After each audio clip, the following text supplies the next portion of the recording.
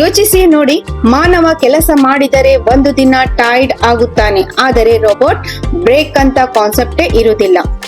ಚೀನಾದ ಒಂದು ಕಂಪನಿಯು ಹೇಳುತ್ತದೆ, ನಾವು ಜಗತ್ತಿನ ಮೊದಲ ದೊಡ್ಡ ಪ್ರಮಾಣದ ಮಾನವ ಆಕಾರದ ಕೆಲಸಗಾರ ರೋಬೋಟ್ ಅನ್ನು ನಿರ್ಮಿಸಿದ್ದೇವೆ. ಈ ರೋಬೋಟ್ ಹ್ಯೂಮನಾಯ್ಡ್ ವರ್ಕರ್, ನಡೆಯುವುದು, ವಸ್ತುಗಳನ್ನು ಎತ್ತಿಡುವುದು, ಮಷೀನ್ ಹ್ಯಾಂಡಲ್ಸ್ ಮಾಡುವುದು, ಇದೆಲ್ಲ ಅಲ್ಲದೆ ಪ್ರೊಡಕ್ಷನ್ ಲೈನ್ ನಲ್ಲಿ ಕೆಲಸ ಮಾಡುವುದು ಎಲ್ಲವನ್ನು ಕಾಪಿ ಮಾಡುತ್ತದೆ. ಬಾಡಿ ಫುಲ್ ಸೆನ್ಸೋರ್ ಮಾಡಿಕೊಡುತ್ತದೆ.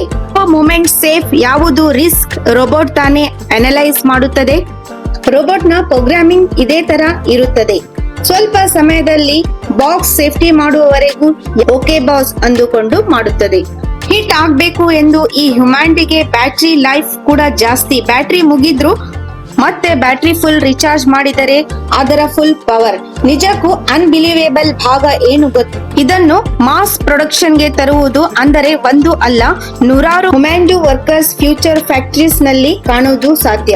ಯಾರು ಕೆಲಸ ಕಳೆದುಕೊಳ್ಳುತ್ತಾರೋ, ಯಾರಿಗೆ ಲೈಫ್ ಈಸಿ ಆಗುತ್ತದೆ, ಈ ಚಿಂತೆ ಇರುವುದಿಲ್ಲ. ಆದರೆ ಒಂದು ಮಾತು ಖಚಿತ, ಮಾನವರು ಮತ್ತು ರೋಬೋಟ್ಗಳು ಒಟ್ಟಿಗೆ ಕೆಲಸ ಮಾಡುವುದು ಫ್ಯೂಚರ್ ವೆರಿ ಕ್ಲೋಸ್.